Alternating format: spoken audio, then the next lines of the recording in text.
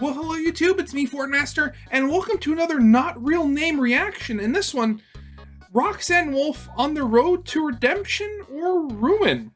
So as you can probably tell, this is in the same series, I guess you could call it, as Not Real Name's video about Glamrock Chica I watched. Well, for me, it was over 2 weeks ago, but at the time of publishing, just a couple of days ago. And I'm gonna guess is just going from, talking about the whole fact that again, the animatronics in the Mega Pizzaplex were very much sentient, and there's several layers of questions, just going into talking about that, not even getting into the whole, the lore of FNAF, but just like the fact that you have a company like Fazbear Entertainment not screaming from the rooftops that it has sentient AI and like all the money or grants or whatever you could get for like such a magnificent or like technological leap as that, and you're using it in the form of like children's entertainment.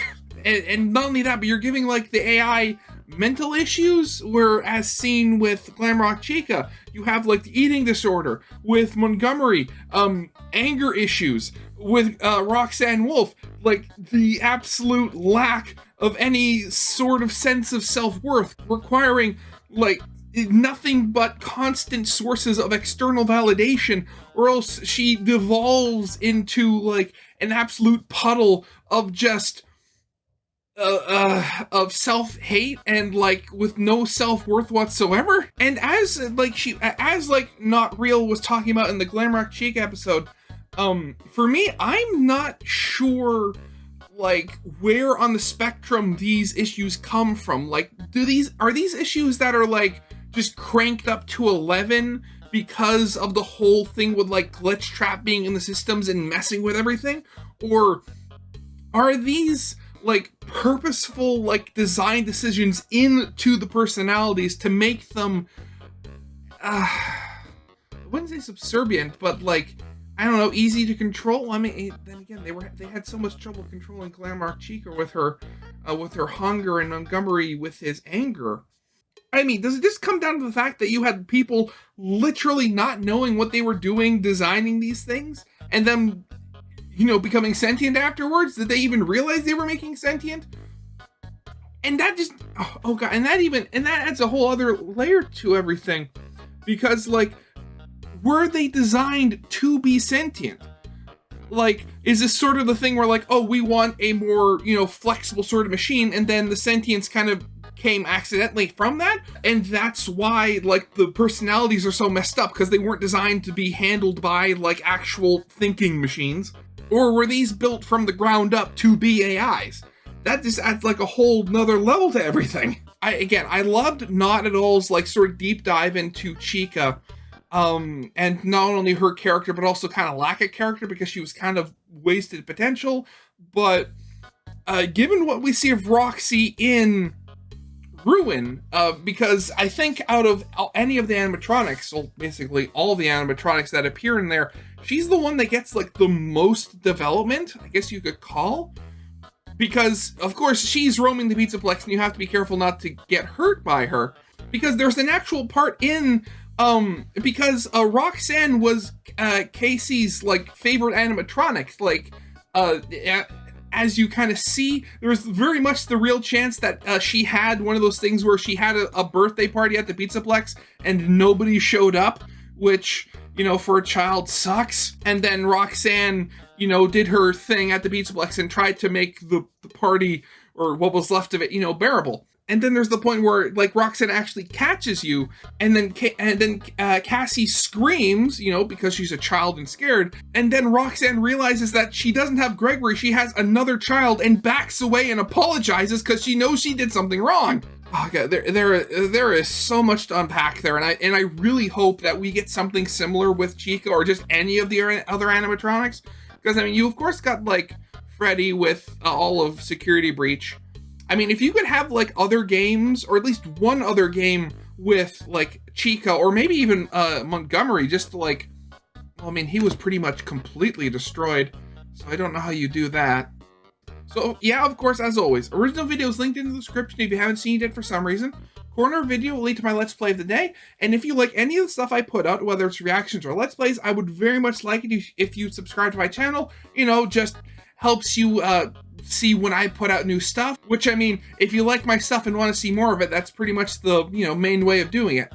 But yeah, anyway, with all that out of the way, let's get this thing actually started then, shall we? In the world of Five Nights at Freddy's, the Mega Pizzaplex is the most ambitious project that we are aware of. Even with some technology resembling our current day kind, like iPads scattered about, it is clearly a distant future to ours. And not just because of the automated staff bots. While we don't have robotic servers like this on a casual dining experience level, we do have the technology to replicate this. But we have not come even close to recreating robots who are capable of true sentience and sapience. They can feel, they can think. You can look no further than the main band, who are clearly much more than just suited characters. They have their own distinct thoughts and feelings, flaws. They are as close as you can possibly get to making these characters come to life. When given the chance, they are... Actually, wait, pausing on that. Do we have a confirmation what year Security Breach and Ruin take place in? Because I remember... Oh god, well, yeah, it was FNAF 3 that took place in 2023. Or was it 2022? Oh god, I need to double check this. Yeah, so FNAF 3 took place in 2023. So, I mean, this might be just the whole thing where, like, alternate universe, so technology sort of, advances differently. Which, you know, does make sense that even, like, in the 80s, you had the capability of having robots like the animatronics seen in, like, FNAF 2 being able to walk around and do all that sort of stuff. And not have to be, like, on tracks or wheels or just be, like, you know, rolling, like, garbage cans or something. But the fact that, like, they're standing bipedal robots with hands and like, eyes and stuff like that. So, technology has already increased a substantial amount, because I hesitate to believe that the spirits possessing them were able to make them do that. I've always been under the belief that the spirits take control of them, but they don't alter their, like, their capabilities. Yeah, I've never, like, thought of that. Pretty much the only one that's sort of a little weird on that front would be the puppet, given that they can seemingly fly or stand, given that they're, you know, a puppet. Though we've never really known whether the puppet itself is, you know, just a puppet or an actual animatronic that's just designed to look like a puppet. So, hey, who knows? Capable of free thought, of acknowledging and recognizing themselves, and making their own, if impulsive, decisions. But there's a price for being self-aware. Today we are talking about Roxanne Wolf, the best example of how self-awareness laughs in the face of fitting the perfect mold, and how trying to establish both will only lead to ruin. Now, I did make a video about Roxy before, but this was only covering Security Breach's version of the character. Since then, we have gotten a lot more about her, and it is time to finally break down everything that has been revealed to us. I'm glad I'm watching this one, then. Roxanne Wolf is a relatively new Fazbear and Friends character. She has no prior iterations that we are aware of, unless you count the occasionally cameoed Twisted Wolf as an earlier version of her. Yeah, I'm pretty sure that's, like, if you were to draw a family tree of, like, the animatronics, that's, like, the... I guess the earliest progenitor of Roxanne, because I think before that, the only time we actually saw like an actual design for her was that one, oh god, that one, like, poster that was released on scottgames.com for Freddy in Space 2, I think it was, where they had, like, oh god, what was it? I forget how it looked now. Oh god, yeah, that was it. That was the original teaser. Oh god, why, Scott? Why would you do this? But due to their differences, I consider him more beta Roxy than an actual Roxy version. Great granddad. But she is clearly a replacement for Foxy the Pirate. Yes. This is both seen in the names, their similar facial features and body types, and directly confirmed or strongly hinted at in Ruin, where it is revealed that Roxy's attraction replaced Foxy's, the Western-themed Foxy's Log Ride. It is unclear if there was ever a glam rock Foxy or not, But it seems like the unsuccessful Western branding of Foxy led to Roxy overtaking the area and him reverting back to Pirate Foxy and his advertising getting moved into the daycare. Yeah. From this we can see that Roxy was created to appeal to an older demographic, really. Forget cowboys and pirates. Roxy's gimmick involves older demographic, why did you have to choose that wording? looking good, burning rubber, and rocking the keytar. Her attraction is faster, more hands-on, and she is depicted as more aloof and naturally cool. And that is the basic of who Roxanne Wolf is supposed to be. As far as advertising goes, Roxy is the cool one, the tough one, the beautiful one. And that's not princessy beauty. Roxy emphasizes makeup use and hair dyeing. She's built to be the one who seems so rebellious. If you're a kid, to lean into that teenage demographic and manage to snare in adult fans both in and outside the game. But this too comes with a price. Oh god, yeah. Because how can you be perfect when one of the key elements to being like a human is having flaws? Roxy is supposed to be cool, and Roxy is all too aware of this. She knows that she's got to look her best, act untouchable, and be the one who everyone is admiring. She knows this because she constantly can be heard telling herself this, such as in her mirror to build herself up. She has a huge ego that's being used as an airbag to deflect any damage, guarding her low and fragile self-esteem. But you wouldn't know that if you met her in person. Around guests, Roxy puts on the perfect act of being her character.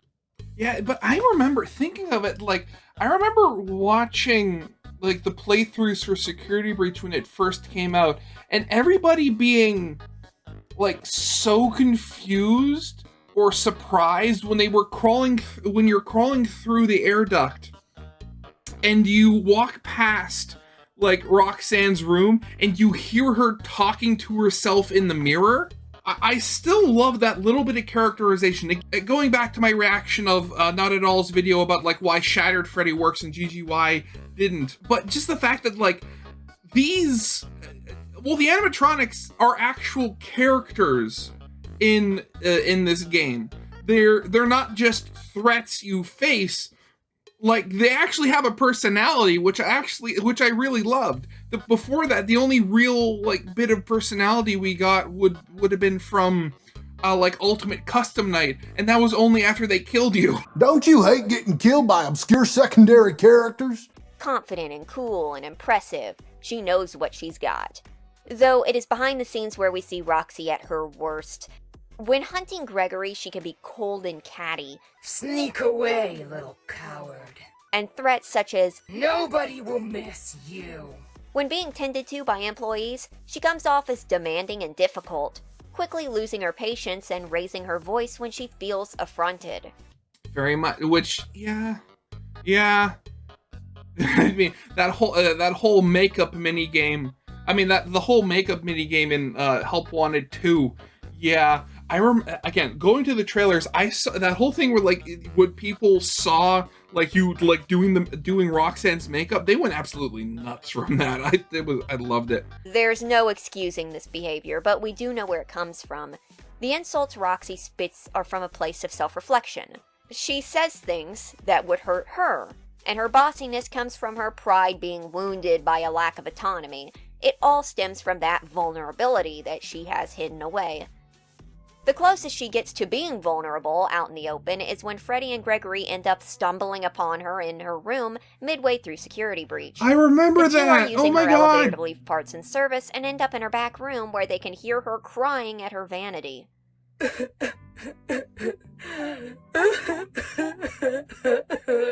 I'm not a loser. It's not your fault. That kid is just lucky. If Gregory opens the door, Roxy will ask, Who's there?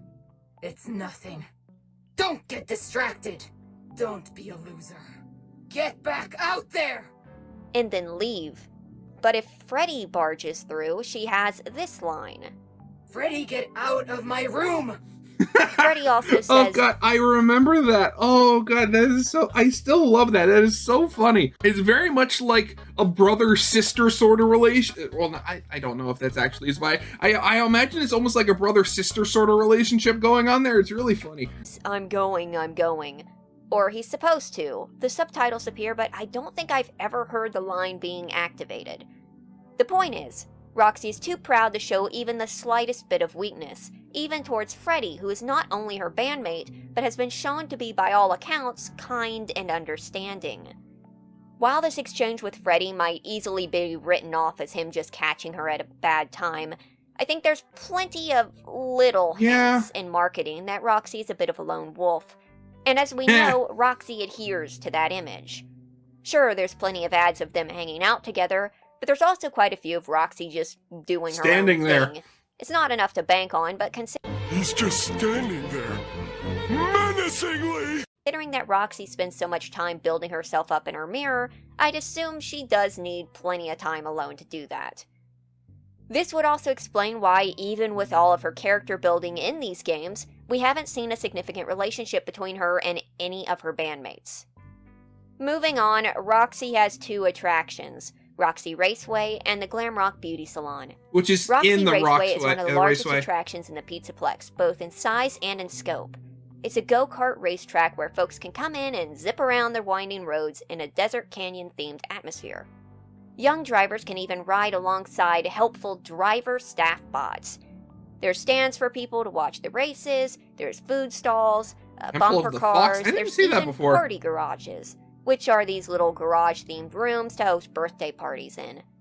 This is especially notable because most of the birthday parties seem to be housed at either the daycare party rooms or maybe in the atrium. Which again, like, I'm not going to lie, like, I think in my entire childhood, I only ever went to like a Chuck E. Cheese once. And that was because I was invited to a birthday party for one of my classmates in elementary school. Otherwise, there were never any near us. I don't think even thinking back to it that I'd even heard of Chuck E. Cheese before then. But like, if I knew something like the Pizzaplex existed, like this giant place, like I'd want to go to it even now. I mean, a lot of this is cool. Granted, I don't think they'd have a go-kart that would be physically big enough for me to sit in. I've made that mistake before and it is not pleasant, but still, like even if I just went there like once or twice before never going again, I'd still want to experience something like this place like at least like a couple of times. In earlier builds of this map, there was also a window looking in from Bonnie Bull, but that was cut in the final build. At the time of Security Breach, Roxy Raceway is under construction and having a major renovation of the entranceway. Yeah, because the foundation is crumbling because there's a giant sinkhole leading to the ruins of a previous Freddy's. It's never directly confirmed why, but there are issues with cracking on the concrete and caving on the racetrack, which, needless to say, is extremely dangerous. Yeah. This is because of the massive sinkhole that is located underneath the raceway, which Fazbear Entertainment failed to fill, reinforce, or take into account when they put the heaviest attraction directly above it. Looks nice, cracks beneath the surface. That sounds familiar, doesn't it? Oh, okay, duh. Roxy's relationship with her own attraction is rather complicated. It's never directly confirmed if she's even capable of racing in a go-kart, but she does get possessive of the track. While the raceway is closed, a message reports that she has been restless and lashing out on the test-running driver bots. Whenever they try to test run on a track, she gets in the way for some reason. Another one explains that Roxy has been attacking and decapitating these driver staff bots who get in her way, her words. And yes, the irony is that Roxy puts herself in the way of the staff bots, deems them in her way, and then attacks them. This will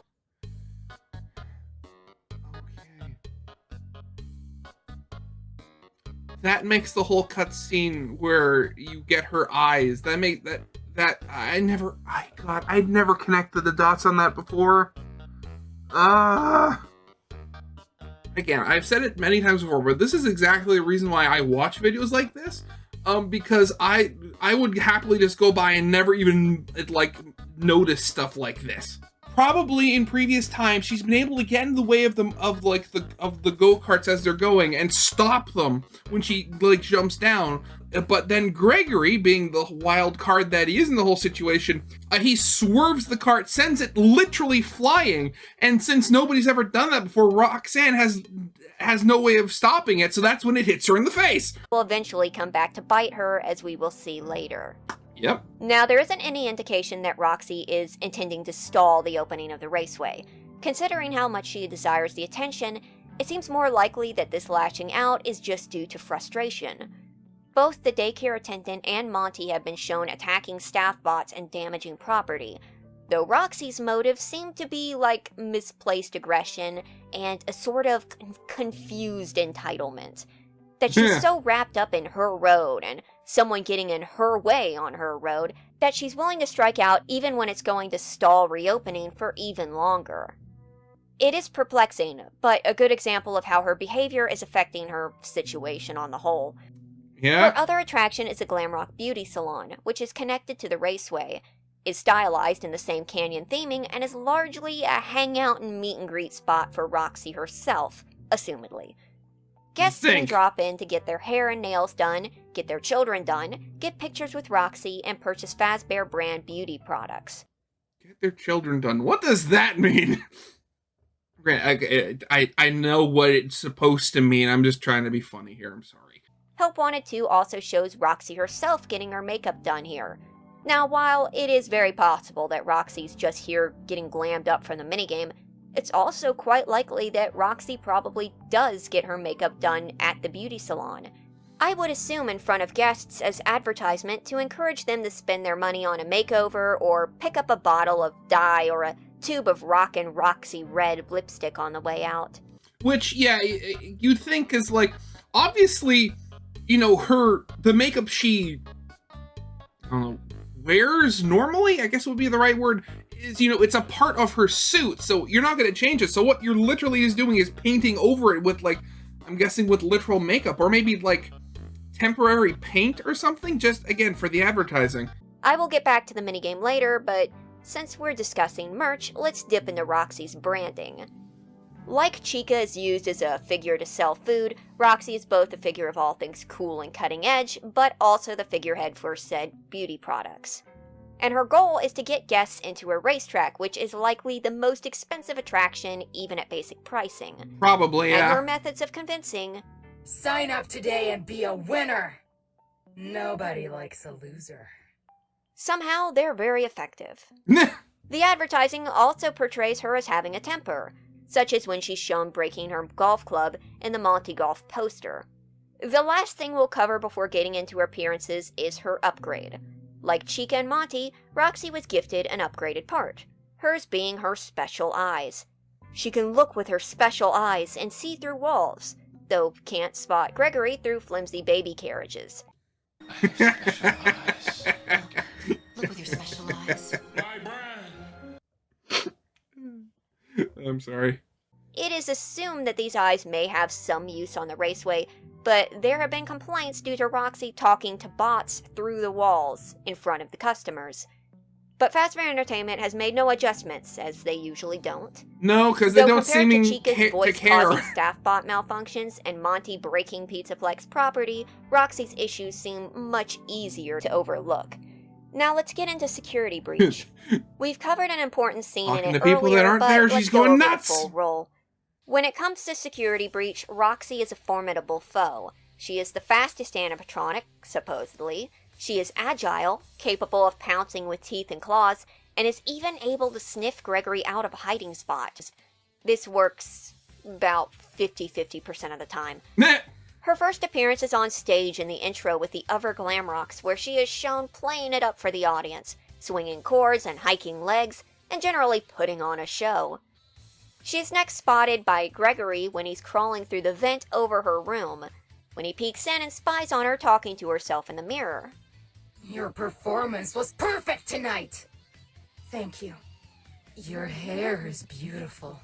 Your tail is beautiful. Everyone was watching you. Everyone loves you. Everyone wants to be you. You are the best. Thank you. I am the best. I am the best. Oh God. Okay. You know, this reminds me of something. Okay, this whole thing, it reminds me of this comic I once saw.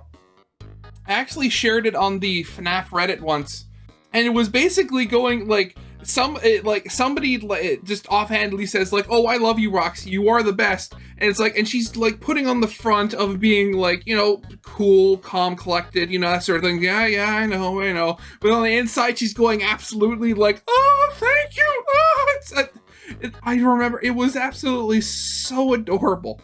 I mean, I don't know if I'll probably show it in the video. Just be warned, the artist does do not safe for work art normally, so just be careful if you find it online. Roxy reappears when Gregory is heading through the basement. After separating from Freddy, Monty comes busting through a gate and Gregory makes a run for it.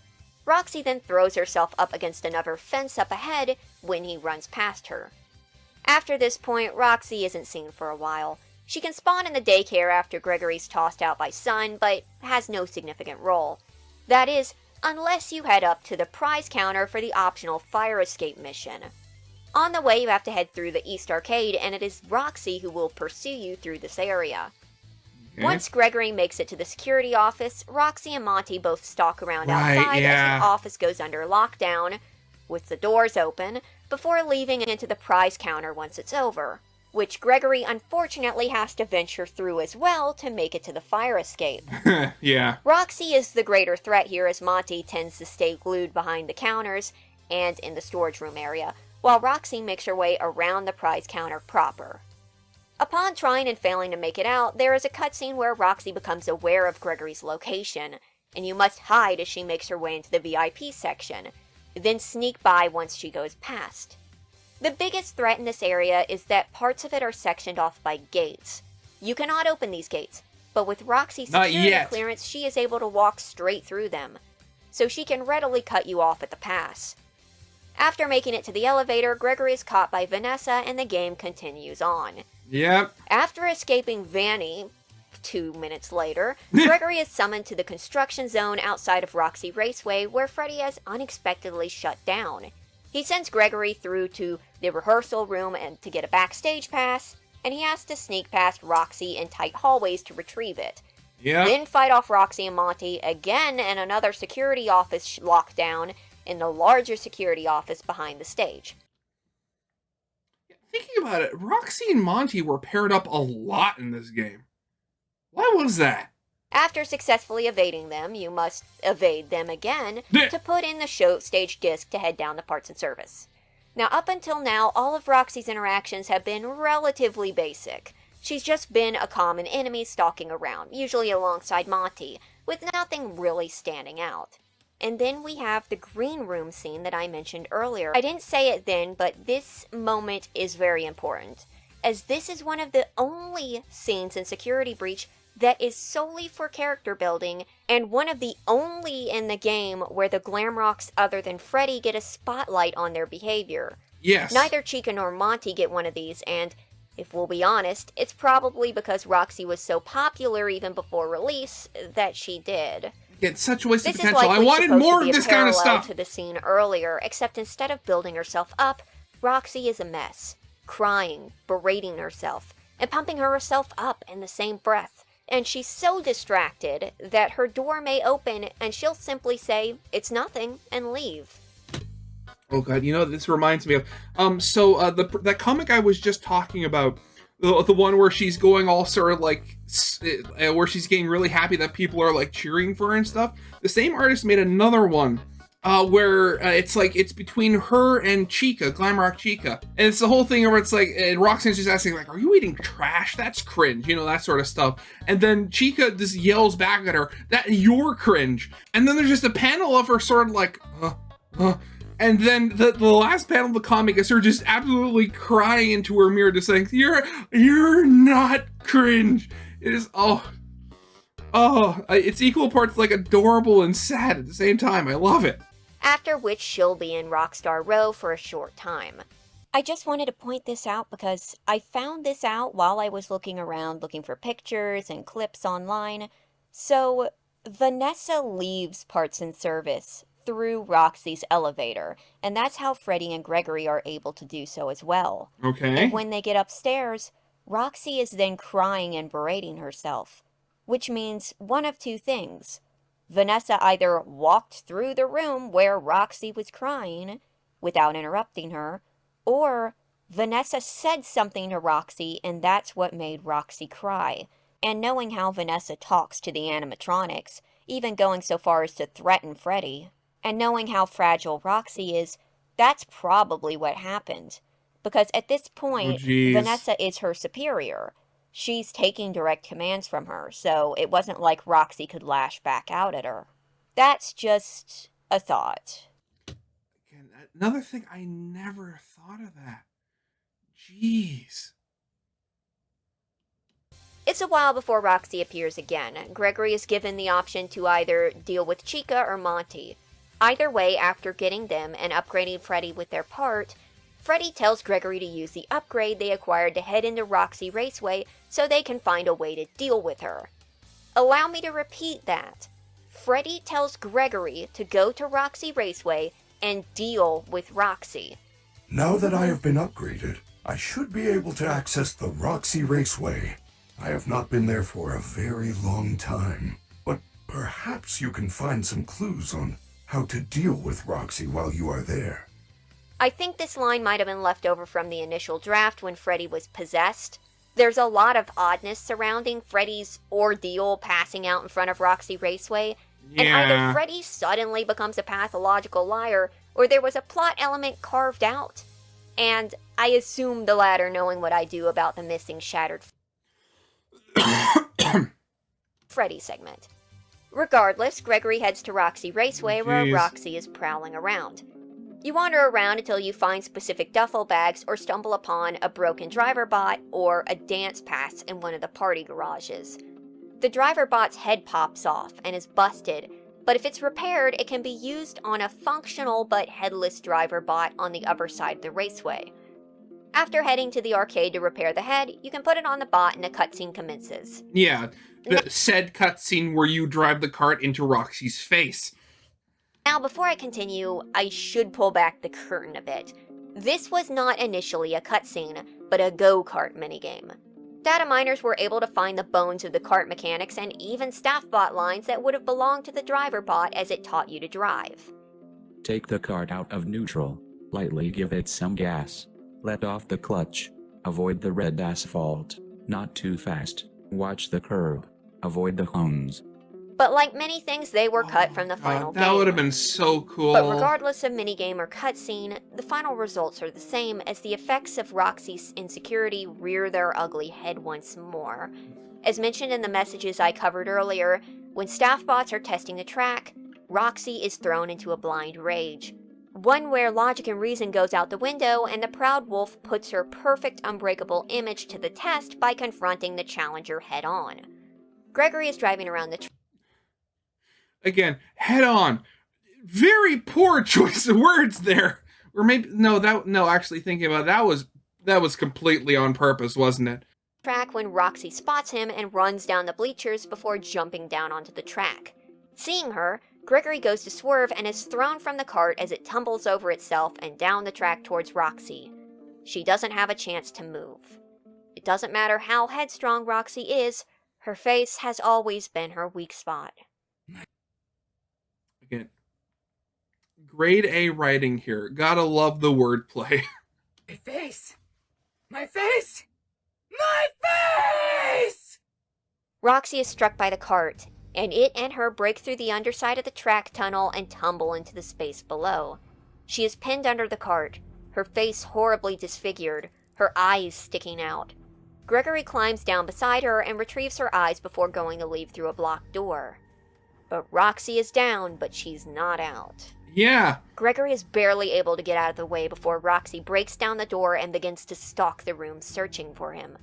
Yeah, and then comes the whole thing where you have to try to bait her to break through more doors. Oh god. This is making me remember the whole part where you upgrade Freddy with her eyes. And, like, I remember specifically how Gregory is, like, choosing his words really carefully to not, like, implement it, to not, like, say that he was the one in the cart that hit Roxanne or that he did this. But he's, like, very much like, I was in the raceway, there was an accident, you know, that sort of thing. And I remember at the time, well, even now I think, I can't decide whether it's either he's trying really hard not to, like, hurt Freddy's feelings or offend him, or he's trying to hide the fact that that was entirely malicious. I can't decide which one is more likely. Roxy has been shattered, blinded, and must use scent and sound to hunt you down. And she will, now more feral, hunched down and stalking around with her claws bared and her face partially gutted. She sobs and tries to assure herself, but the words are empty. Everybody still Yeah, just loves like her me, eye sockets. right? I am still beautiful. The disturbing part here is that if you listen to Roxy's lines and what she's saying close enough, you start to realize... My hair is ruined. I just need a little work done. She's not upset that she was just rendered blind. She's upset because of how she looks, because her perfect image has been severely damaged. That, above everything else, shows how fixated Roxy is on her own appearance, in which she overlooks the true major loss, her ability to see, and instead worries about how others might see her. Her stumbling around in severe disarray, telling herself that she just needs a little work done, that she's still beautiful, trying to convince herself when you know she doesn't truly believe it. No. It's disturbing. Unlike Monty and Chica, Roxy seems just as aware and cohesive as Freddy is, and yet this is an amount of delusion that we only see at this worst bottom of the barrel, rock bottom point. And the thing is, Roxy did this to herself. She willingly jumped down in front of a moving go-kart. And it wasn't just to stop Gregory. She's done it before and destroyed the bots she's done it to. Yeah. She just didn't anticipate the speed, expect the blowout and the cart to come flying at her. But she put herself there. Because Roxanne Wolf owns the road, and she may tell herself that she's untouchable, but even she doesn't believe it. Roxy continues to stalk Gregory, breaking down doors, throwing herself in any direction with little concern for her own safety. Something only more apparent when they make it to this strange room that is currently on fire. Roxy Oh god, I forgot about this room, right? That she walks directly through flames to find him, uncaring of the continued damage to her already more vulnerable body. Which, I mean, if you've ever seen the whole thing where, like, you have, like, what was it? They had, like, a shrimp, and they had it fired, and they fired it through, like, actual, like, fire, like, propane burners and stuff like that. If you're going fast enough, the flames won't have a chance to, like, impart enough thermal energy to damage anything. But the whole thing is with this, like, one, she's either running or walking, so that, you know, that does, you know, do damage.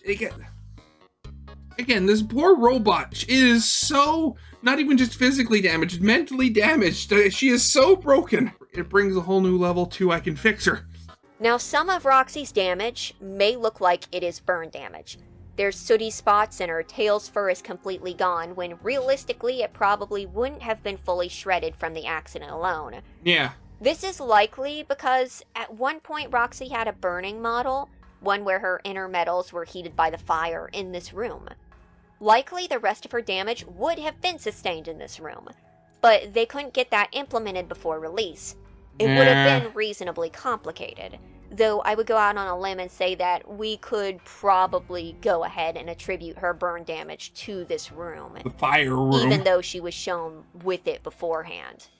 But Gregory escapes through a vent, and Roxy eventually finds her way up out of that room and back into the Pizzaplex, where she can be spotted around, such as in the center of the atrium, including in the Burn Trap boss fight. But that is the end of Roxy's involvement in Security Breach. Now, like when I talked about Chica, I'm going to cover Help Wanted 2 next before Ruin, as it technically takes place before, during, and directly after Security Breach. And like with Chica, Help Wanted 2 gives us a better look at Roxy's personality. In fact, Help Wanted 2 answers a notable question that Ruin introduced but did not explain. In Help Wanted 2, Roxy's starring role are in 2 of the Glamrock beauty salon levels. In the first one, we are put in the shoes of a worker tasked with doing Roxy's makeup before a show. Welcome to my world-famous Glamrock beauty salon. Actually, this just reminds me of a little question. So, I mean, we see in the game how their mouths actually move when they talk in Security Breach. Why is it that in Ruin, specifically like Roxy's level, she just has her mouth open and the words come out? When you see other animatronics that speak, like the Carney and stuff like that, when they talk, their moves actually like flap, like, you know, they're talking. Why is Roxanne the only one who just goes like, "Oh, welcome to my event," while her mouth is just open? Why is that? Here we make children beautiful, presentable, and socially acceptable. Right now, we have more important things to deal with. You need to get me ready for my next performance. First of all, this gives us not... First of all, this gives us not only a better look at what the salon does, but gives us a feel for their advertising campaign. The salon doesn't just promise to make your child beautiful, it promises to make them presentable, using that edge of belittlement to entice possible customers into being better. I love that help, and socially acceptable. As if, like, the children are just walking around in, like, those cartoon barrels on suspenders or something. Oh god, the eyes. I forgot about the eyes as well. There are so many eyes in Ruin. To looking better, to make them question if they're good enough. An appropriate reflection of Roxy's own self-reflection issues. This also gives us a better look at how Roxy treats the employees. And while it initially starts off as normal enough, Roxy quickly becomes ridiculously demanding and starts to lose her patience almost immediately after you start to work. Yeah, which it kind of... The whole thing is, in Help Wanted 2, that mechanic of her getting, like, angry and stuff like that is based on you not looking at her while you're, you know, doing the stuff. Which is a problem when the makeup that, you know, you have to apply to her is over here when she's here. Which, I mean, given that most humans I know don't have the ability to move our eyes independently like chameleons, you have to look away to make sure you're getting the right stuff. It's just... like, it's this whole thing of delusion where she doesn't realize she's making it worse for herself. Roxy is incapable of stopping herself from micromanaging. She is so fixated on her own image that the idea of someone else having to step in and make her up just drives her insane. You can tell. We know Roxy is proud and insecure, and that's only worsened when she is forced to put her image into someone else's hands. The sheer magnitude of this issue is expressed by the fact that she can't even handle the worker looking away for a moment just to do the makeup. What are you looking at? The makeup, you moron! Over there. You won't last long in this industry. Is it because she's the star and deserves all the attention, like she says? Or is it because when they are not looking, she assumes they're judging her in some way? I would say both, honestly. The worst part is, at the end of the day, Roxy gets the final say on the makeup, but it's all auto-generated. She can sit there, get dolled up, and then look to see if it fits. She can't do it herself. She can't decide the colors. She can just decide which preset looks best. I'm just not feeling it. Roxy is simply not in a good position. She has no control here at the Pizzaplex, at her own salon. The decision is taken entirely out of her hands. At the end of the minigame, Roxy talks herself up and does some speech exercises before assumedly going off to her show. Finally, ready for showtime. Think, energy, always smile. The lips, the teeth, the tip of the tongue. All in all, a good look at how Roxy's own problems affect others and how quick she is to lash out. And she hides those issues behind a veil of feigned egotism and self-importance. For us who have seen her at her worst, we can understand why she acts this way, but for an unfortunate worker stuck doing Roxy's makeup, she might literally bite your head off if you don't appeal to her every whim. Oh god. The next level is no less eye-opening as we are tasked with dolling up Roxy after Again, she has good been choice of horribly words. disfigured. How bad is it? Be honest. To anyone with eyes, it's obvious that makeup cannot fix this. But instead of seeking a technician, I suppose she can't, Roxy goes to the salon to try and cover the damage. She doesn't need it fixed. She just needs it to look good. Yeah, which, I mean, given the fact that you're applying what I believe would be mascara to, like, the plugs that her eyeballs would be in. Honey, I think you're gonna need some more work done. Again, the laughing's fake, only the tears are real. And yet she still wants your attention on her. She still needs you to be looking at her and working on her. But this time when she gets frustrated, she goes into fits. That's the thing. In this version of the minigame, because, you know, it's made to be harder, it's not, are you looking at her? It's, have you used the Roxy walkie-talkie to relay her own self-affirming, like, voice back to herself enough times?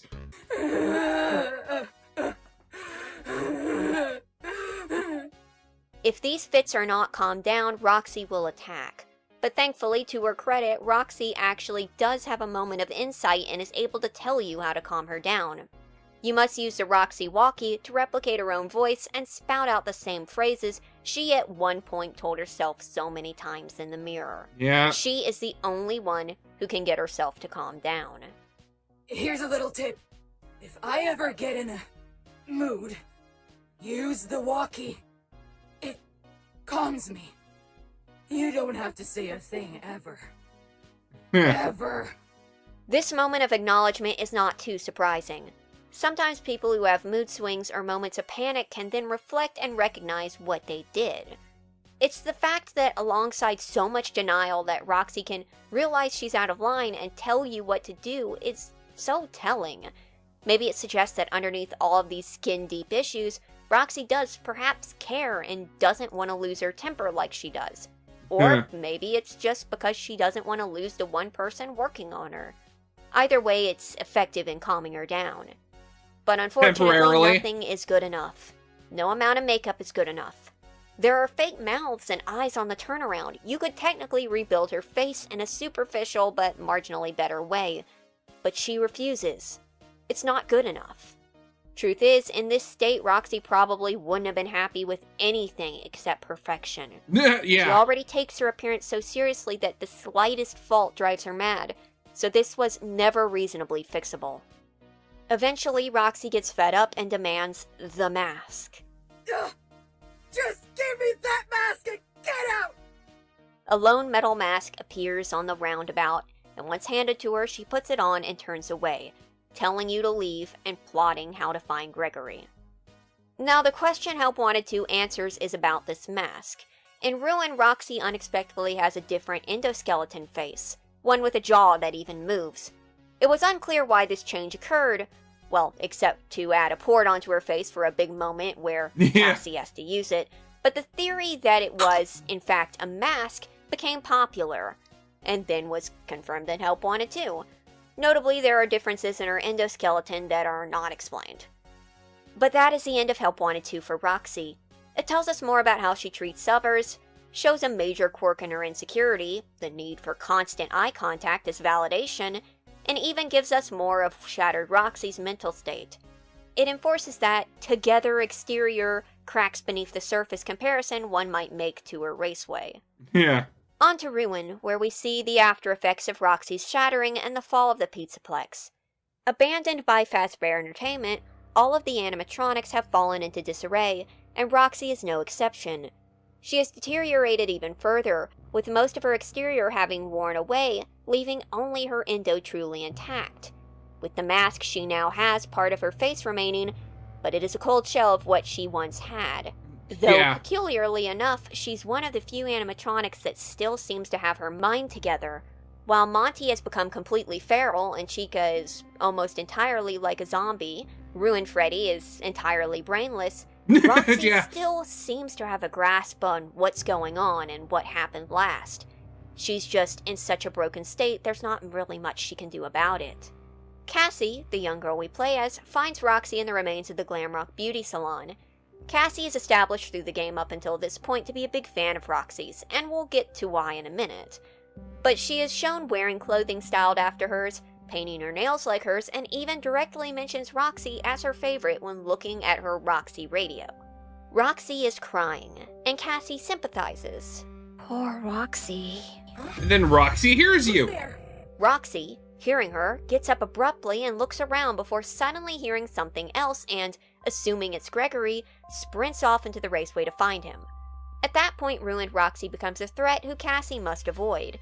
If she catches her, she will slam her to the floor and sink her teeth into her face. In the end, Roxy does find her regardless. Cassie is escaping through a door when Roxy grabs her by the arm and demands her eyes back, to which Cassie yells. Roxy is startled by this and lets her go. Give me back my eyes! Ah! Let go! Let go!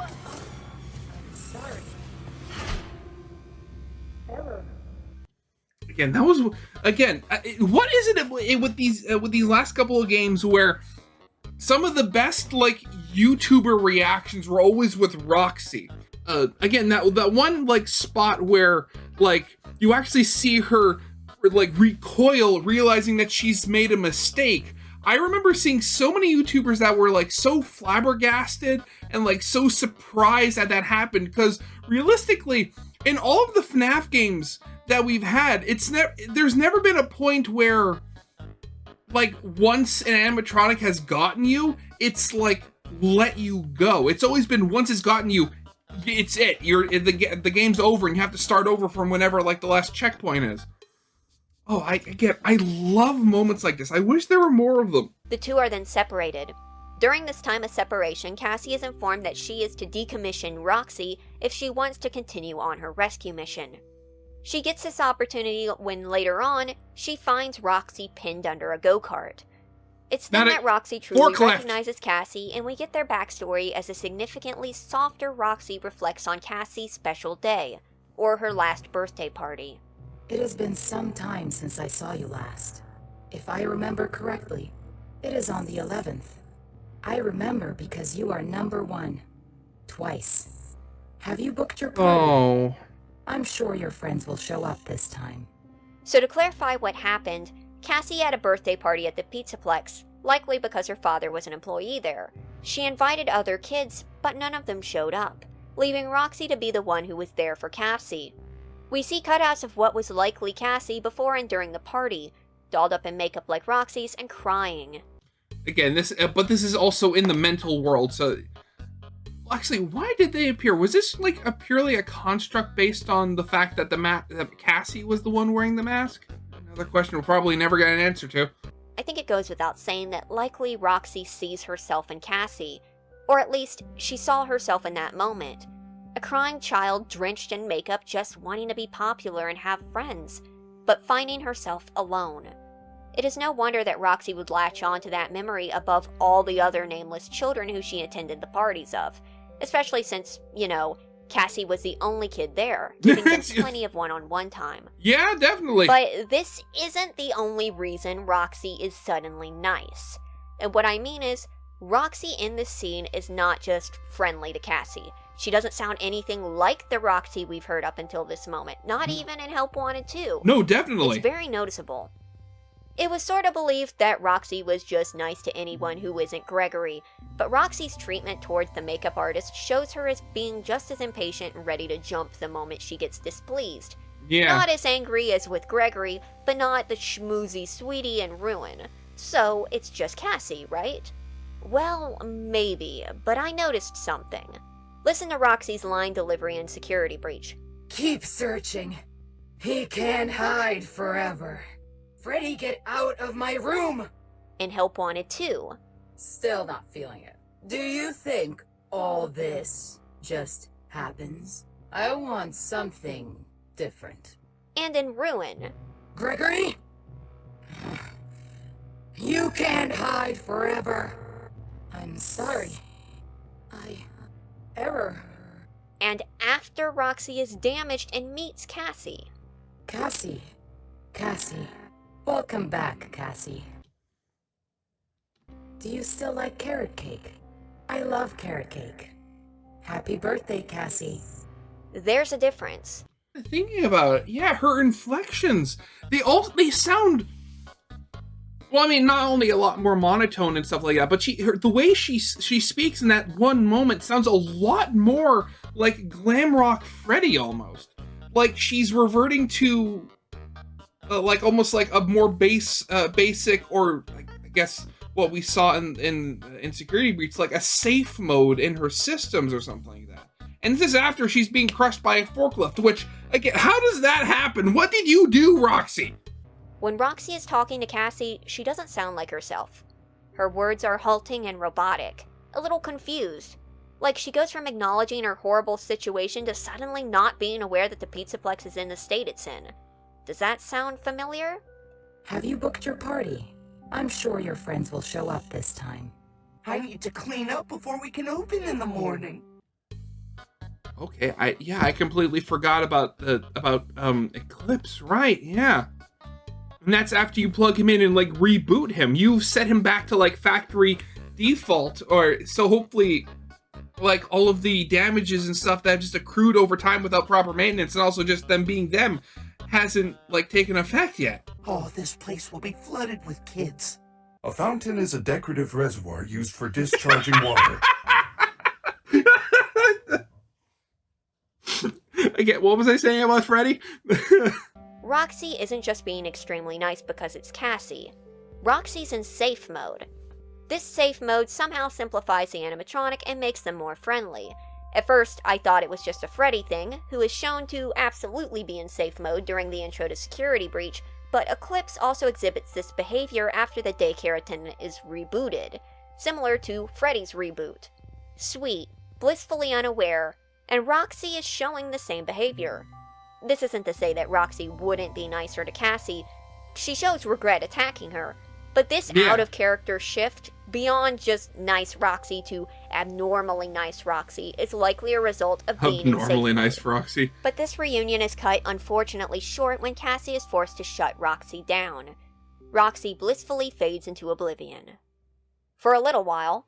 For this, surprisingly, isn't the end for Roxy. No, yeah, As she when appears in the Cassie ending. is tricked into the prison of the Mimic and is nearly grabbed by it, none other than Roxy appears to fight him off, telling Cassie to run while she deals with him. This truly is the redeeming moment for Roxy, because unless she is only fighting Mimic because he sounds like Gregory, she is putting herself in danger for someone else. Someone so prideful and outwardly self-centered is capable of doing this. Regardless of if she's in safe mode or not, she proved that she could. Roxy has proven that she can be more than just a victim to her own vices. And all it took was breaking time and space to somehow get down into the sinkhole in the nick of time to do it. Yeah, I Cassie guess. escapes as Roxy is left to do battle with Mimic. And then we Which don't know doesn't what last happens. very long, no. Well, no, we do know what happens. You just can't hear it well in-game, and even if you could, I don't think you'd want to. Here is the sound file clean, and here is the final fight between Roxy and the Mimic.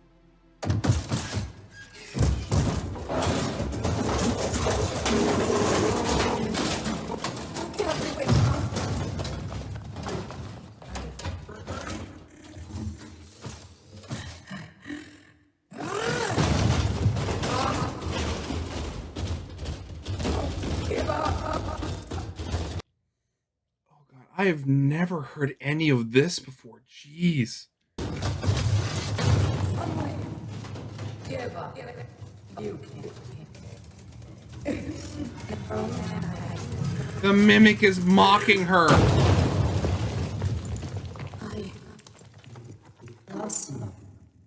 In case you're having trouble hearing it, or just making out what's happening, because it is pretty difficult to make sense of it, there are two Roxys.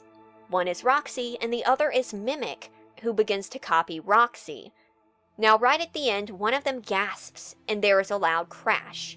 Then another says, what I think is, I am awesome. But it doesn't sound like Roxy. And then it is the Mimic who jumps out and chases Cassie. Now this doesn't necessarily mean that Roxy is broken beyond repaired, or dead, but it does mean that in the last moments of ruin, we hear Roxy's voice calling to Cassie in the elevator, and at this time we simply do not know who that was. Oh.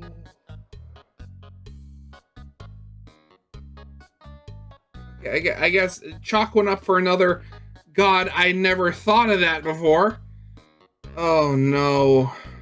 Again, that's sort of the thing. Like, that's not something anybody else has talked about, or at least not that I've heard of. I mean, like, we're dealing with a robot that's specifically designed to mimic voices at the very least. And of course, we hear her voice like at the end of the game, but nobody ever suggested that it was the mimic. Oh, okay. Though, even if bodied by Mimic, I don't think this is the end for Roxanne Wolf. Even with what can be argued to be a redemption arc, something tells me that this might not be the end. Maybe that's just wishful thinking, maybe that's just because this feels so anticlimactic, but sometimes things are like that. If this is the end, at least Roxy went out like a real rock star, like the cool wolf she was always striving to emulate. But that aside, if this isn't the end, is there any hope for Roxy? Up against her crippling self-image issues and poisonous programming? Yes. Assuming that the Mimic didn't kill her, she still has a chance. The difference between Roxy and, say, Glamrock Chica was that while Chica didn't recognize that she needed help, Roxy can see her issues and has up until now refused to let others in. Robot or not, in her circumstances it is through support that she would be able to cope with this demon that she's been dealing with. To have another reason to exist, say to protect Cassie, would be healthy for her and might help her grow past this deeply set fixation on perfection. Because of that, there is more hope for her than, say, Chica or Monty. But she has to get out of that pit, figuratively and literally, if she's ever going to have any chance of moving forward. It's all up in the air for now, but whatever comes next, it'll be a long road to recovery. She just has to be willing to take it and ride it all the way to the end. Thank you for watching. Oh, God. Again, I will say, I love Not Real Names videos and stuff. But again, I never even connected the dots that it was the possibility that it was the Mimic that might have be using Roxanne's voice, given that the Mimic is what's chasing you and stuff. Oh. Again, I'm still hoping in like my heart of hearts that we get some sort of a DLC or a game or something where we're playing as a technician and we go in and like actually find the animatronics to like repair them and possibly like update their software to help like, you know, fix them. But I mean, at the very least, you know, we are getting some development for some of these characters that we didn't get a lot of before, which I mean is at least it's something at the very least, which I'm thankful for. Oh, we're just gonna. Well, actually, speaking of another FNAF, I know that like a game, like a new FNAF game was just not released, but like a trailer for it was like released, and it has something to do with like the very first book, like Into the Ball Pit, and it's like I think it's supposed to be like for the 10th anniversary of FNAF, which, you know, sounds great. I want to see how that plays out, because that looks really different. It's like 2D platformer sort of pixel art sort of thing. Looks really freaky. But whatever like the next main installment of the games are, I very much hope that we finally get like not even resolution, but like some nice continuation. Some of these, again, because I've said before, I feel so sorry for the animatronics in the Mega Pizzaplex, just because they feel like they're actual, like, again, they're sentient AI and they've just been given the worst hand possible in life. Oh God. But yeah. With all that out of the way, of course, original video is linked in the description if you haven't seen it yet for some reason. Corner video will lead to my Let's Play of the day, and with all that out of the way, I hope you guys liked. If you did, leave a like, subscribe if you have not, and I'll see you guys next time. Goodbye.